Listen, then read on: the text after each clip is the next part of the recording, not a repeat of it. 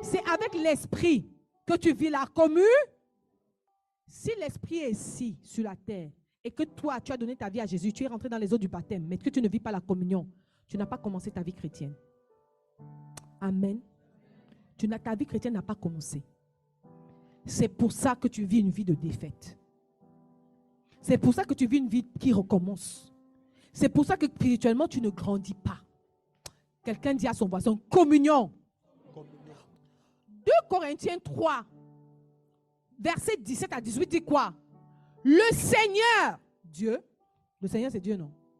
C'est qui? C'est l'Esprit. Et il y a où il y a l'Est, il y a là. Pourquoi il n'a pas dit le Seigneur c'est Jésus?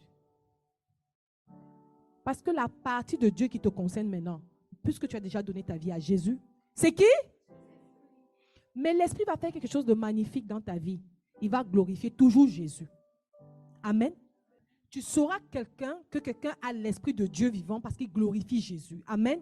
Il glorifie l'œuvre de la croix. Il glorifie ce que le Fils a fait. Et il dit que qu'est-ce qui nous transforme à son image tous les jours, de gloire en gloire? L'Esprit. Si je veux être transformé, je dois être là où il y a.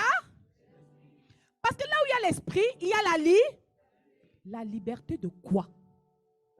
La liberté sur l'appétit, la nourriture. Je vais d'abord parler des destructeurs de la vie spirituelle.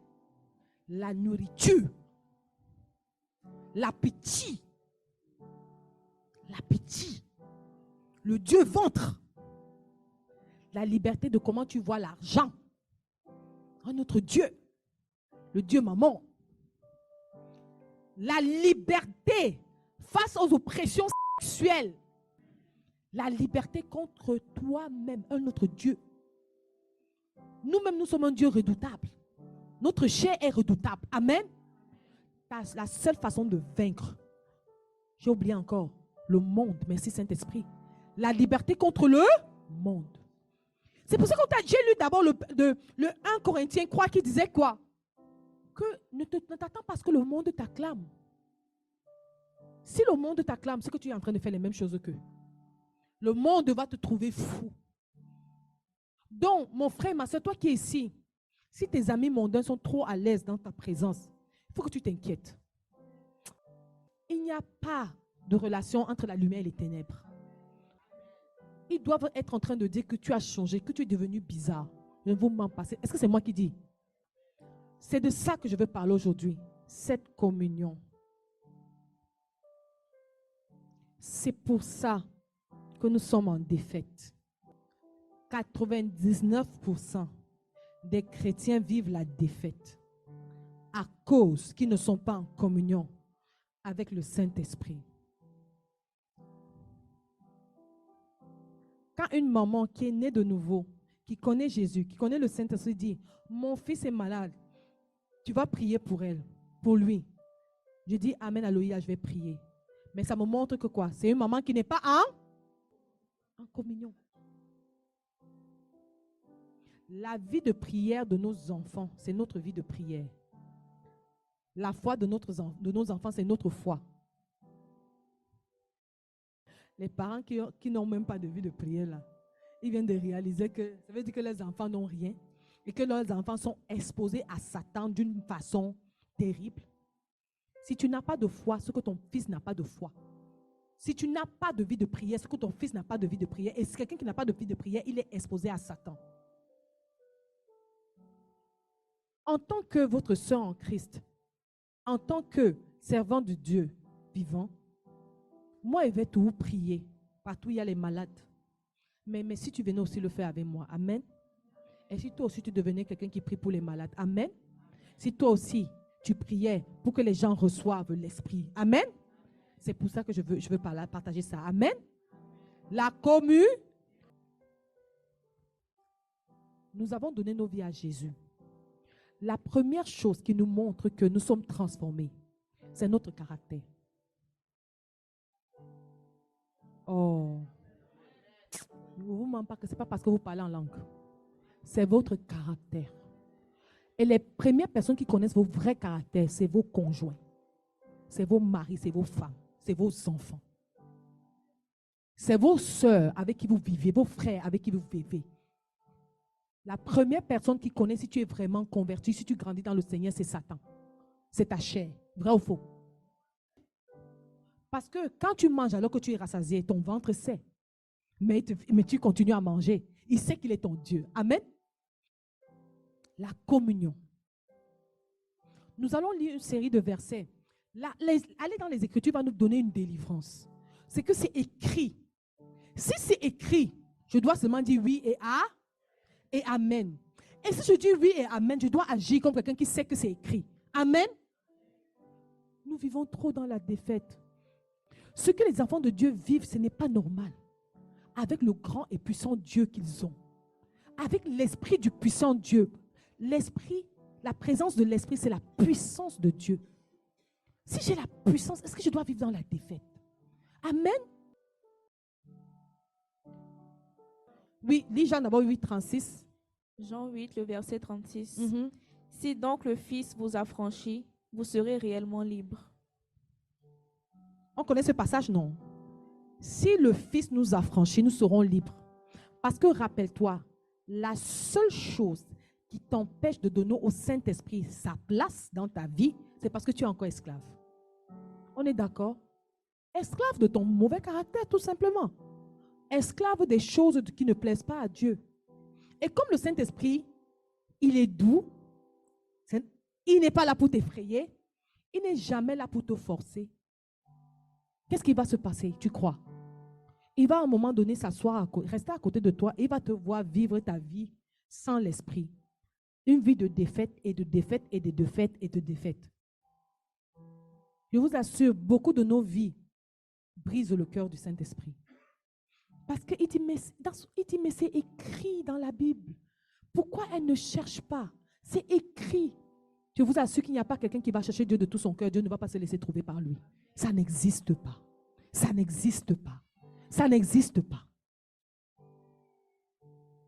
Ta position, ton état doit changer. Et je vous assure, je ne parle pas à quelqu'un qui comprend la parole de Dieu. Est-ce que je suis en train de parler à un enseignant, à un prophète? Je parle à un enfant de Dieu de base qui a donné sa vie à Jésus hier. Tu vois, tout ce que je dis là, si tu appliques ce que je te dis, dans un mois, tu seras un autre homme. Amen. Rappelez-vous, avant d'avoir cette vie avec le Saint-Esprit, je connaissais Dieu depuis 20 ans. Ça faisait 20 ans que je connaissais Dieu, mais il n'y avait rien avec Dieu. Mais quand j'ai commencé à appliquer les simples choses que l'Esprit m'enseignait dans ma chambre, je vous assure, j'étais comme, je suis toujours comme, waouh, waouh. Je suis toujours comme étonnée. Je vous assure, je suis comme surprise. Je suis comme, mais c'est aussi simple. Oui. Mais pourquoi, qu'est-ce qui fait la différence? Toi. Ah oui, c'est moi qui fais la différence? Oui. Qu'est-ce que je dois encore faire? Encore toi. Augmente encore dans la différence que tu fais. On a parlé de ça au Zoom mercredi. Et c'est que cet enseignement va vraiment éclairer encore mieux. Je vous assure, plus je me rapproche de Dieu, plus je manifeste sa présence et sa puissance. Ce n'est pas que quelque chose que l'Esprit fait de différent. C'est moi qui change. Amen. La preuve, c'est qu'il y avait la Nadège qui connaissait Dieu depuis 20 ans et la nouvelle Nadège. Qu'est-ce qui a changé? C'est ce que je faisais. C'est ma vie qui a changé. Je me suis retrouvée en train de faire des prières que je ne faisais pas de tout mon cœur. Je faisais des prières comme, pourquoi, quand je te dis prends ma vie, ce n'est pas sincère. Je dis, ce n'est pas sincère. Moi, je ne veux pas te donner ma vie. Pourquoi je ne veux pas te donner ma vie? Je disais, voilà les conversations que j'avais avec Dieu. Pourquoi je ne veux pas te donner ma vie? Pourquoi elle m'est si précieuse? Pourquoi la façon dont je me vois est si importante? Et Dieu me disait, c'est parce que tu es ignorant que le plus grand ennemi de toi, c'est toi. En passant, tout ce que tu vas faire en dehors du Saint-Esprit est voie à l'échec pour toi. Tout ce que tu vas faire dans ta vie, par toi-même, par une autre personne, en dehors du Saint-Esprit, ça va que te faire du mal à toi. Oh mon frère, ne t'inquiète pas ma soeur. Même si tu ne vois pas encore le mal là maintenant, ça va, plus le mal retarde, plus c'est profond. La chair est inimitié contre Dieu. Et le but de ta chair, c'est de t'éloigner le plus loin de Dieu possible. 1 Corinthiens 15, 45. C'est pourquoi il est écrit, le premier homme, Adam, devint un être vivant. Le dernier Adam est un esprit qui communique la vie. J'aime pas sa traduction.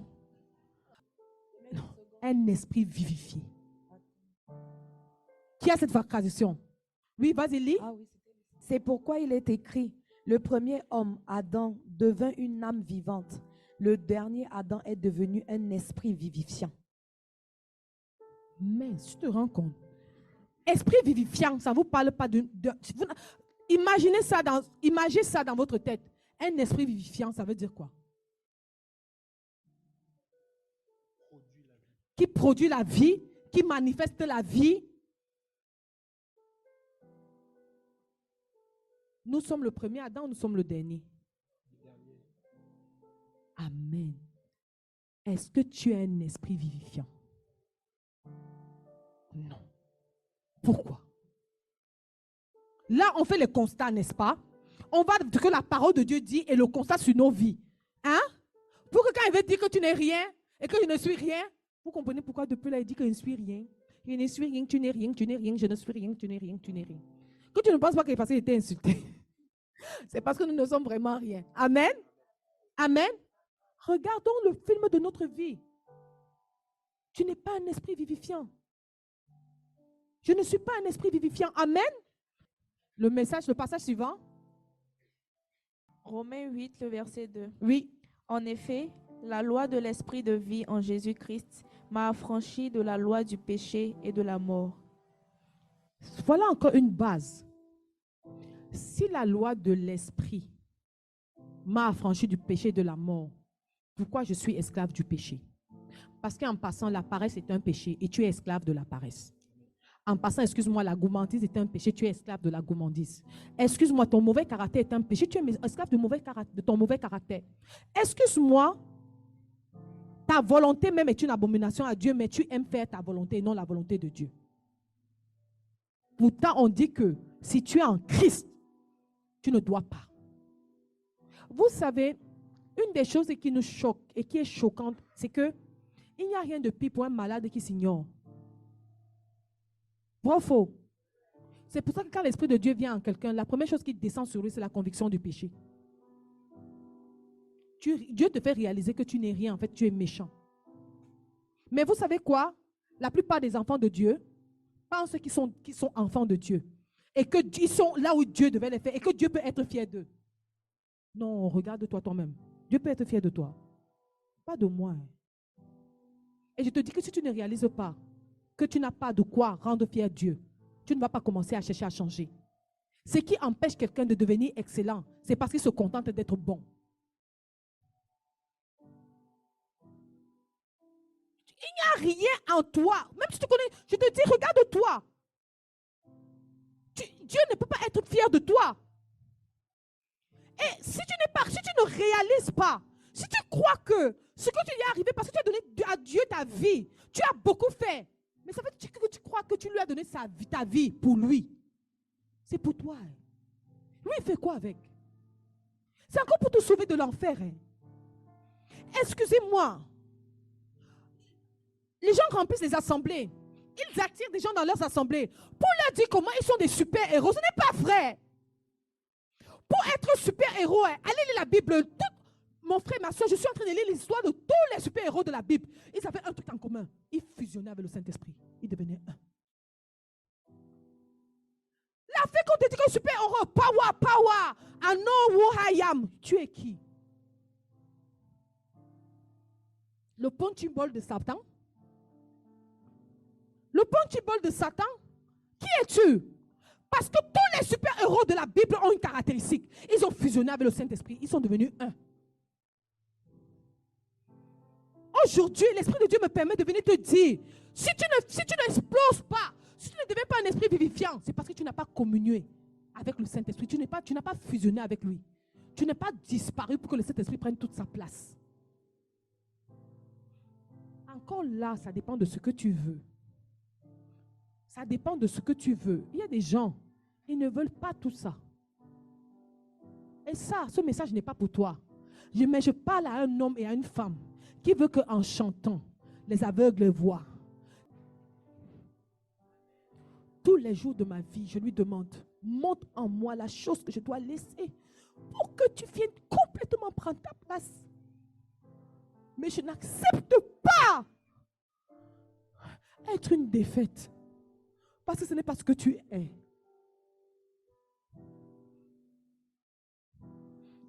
Jean chapitre 6, verset 63. Oui, ça dit quoi? C'est l'esprit qui vivifie. La chair ne sert de rien. Les paroles que je vous ai dites sont esprit et vie.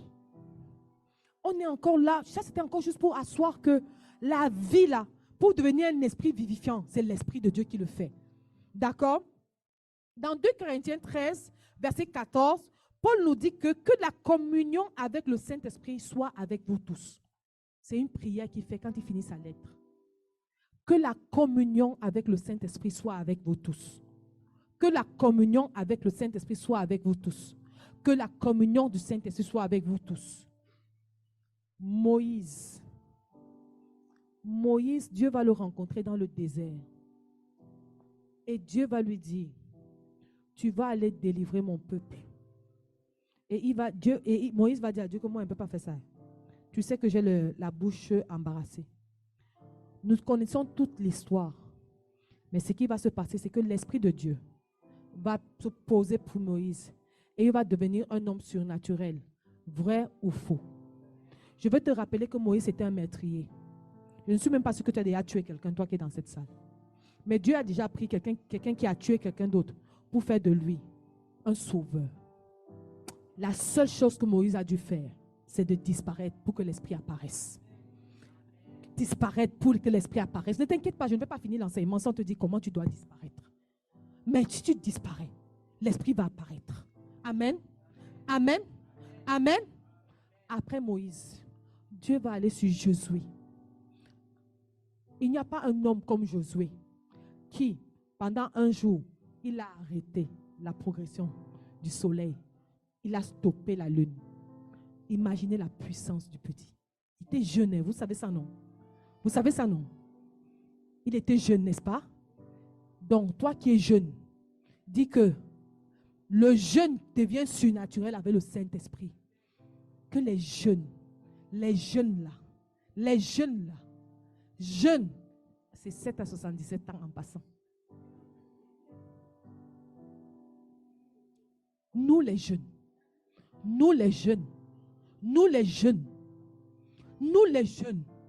si tu fusionnes avec le Saint-Esprit, tu vas devenir autre chose. Il y a beaucoup d'exemples dans la Bible, mais avançons. Quelqu'un que j'aime beaucoup, c'est Gédéon. Tu te dis que qu'est-ce qui te dépasse même pour aimer Dieu? C'était lever la nuit pour prier. Le Dieu ventre fait dégâts. Dieu ventre, c'est quoi? Tu vas sacrifier ta destinée pour la nourriture? Dis, si je laisse l'Esprit se poser sur moi, si tu laisses l'Esprit se poser sur toi, je te dis, en fait c'est parce que tu sais quand tu ne manges pas, tu crois que tu vas mourir. Mais si tu meurs en essayant de plaire à Dieu ou vivre dans l'incrédulité, tu choisis quoi? Et même tu ne vas pas mourir en passant. C'est qu'à un moment donné, quand la faim commence à te tourner, tu te dis que je vais mourir. On te dit que non, c'est trop. Ta chair est en train de te mentir. Tu ne vas pas mourir. Tu ne vas pas mourir. C'est le Dieu ventre qui est en train de t'envoyer les messages pour te dire que tu vas mourir. Mange pas, tu vas mourir. Ou goûte même un peu, goûte un peu, ne mange pas beaucoup. Non, nous tous on connaît, non? Hein? Goûte un peu. Donc, tu sais quoi? Ne mange même pas le pain. Ne mange pas le bobolo. Ne mange pas à loco. Laisse à checker. Mange seulement le poulet simple. Regarde, c'est seulement les protéines. Hein? Après, tu te retrouves, toute la mamite à loco a fini dans ton ventre. Vrai ou faux? Je vous assure. Ce que je vous dis là, c'est parce que tu crois que tu vas mourir. Tu crois que si tu fais 24 heures sans manger, tu crois que tu vas mourir. Je t'annonce que tu ne vas pas mourir. Mais si Jésus te voit en train de gémir, mais en train de le faire, à un moment donné, Jésus va descendre et il va gronder le vieux ventre à ta place. Il va dire, arrête ça. Il va te donner la force. Il va souffler sa force sur toi. Il va te dire, continue. Et puis tu vas voir que comme ça, comme par magie, ça va disparaître. Amen. Mais tu dois essayer. Tu dois essayer. Tu dois essayer. Si tu n'essayes pas, tu n'iras nulle part. Tu vis dans la défaite. Tu vis dans le poids de ce que tes ancêtres ont fait pour toi. Parce que tu ne donnes pas toute ta vie à Dieu. Je ne vous mens pas. Nous sommes tous capables de vivre une vie de victoire avec le Saint-Esprit sans avoir besoin de personne. Amen. Mais ce que Jésus fait, c'est que dès qu'il voit un de ses enfants qui veut se démarquer comme un vase disposé, il va le prendre toujours pour former les autres. Parce que Dieu est bon. Et Dieu aime la communion fraternelle. Amen. Amen. Ma famille, avançons. Quand Jésus même arrive sur la terre, il prend qui?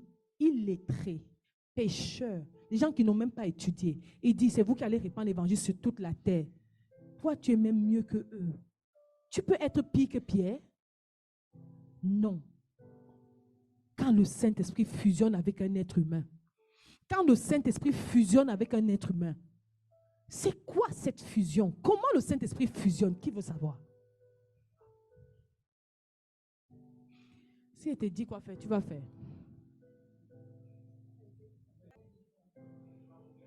Amen. Il a dit qu'on va mourir en essayant.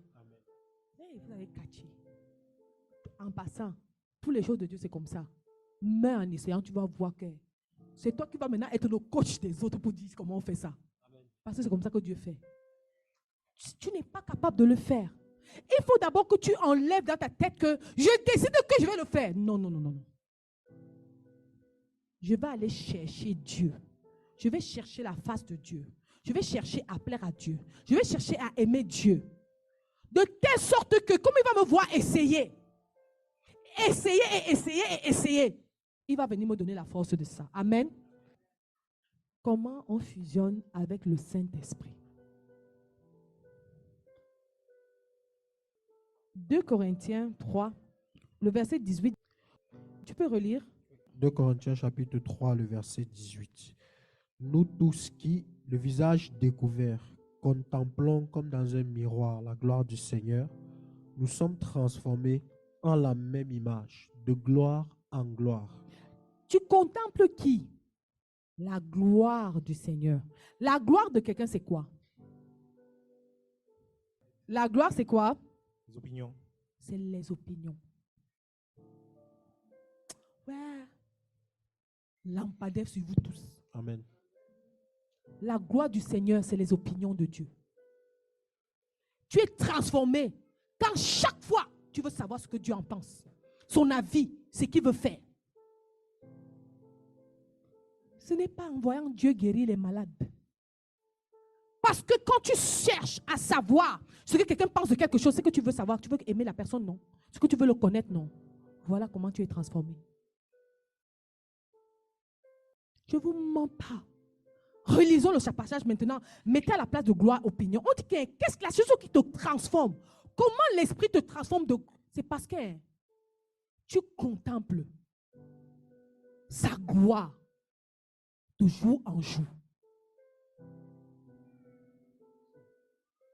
En fait, tous ceux qui ont fusionné avec le Saint-Esprit, ils ont fait disparaître leur opinion, leur mentalité, leur point de vue, leur désir, leur façon d'être.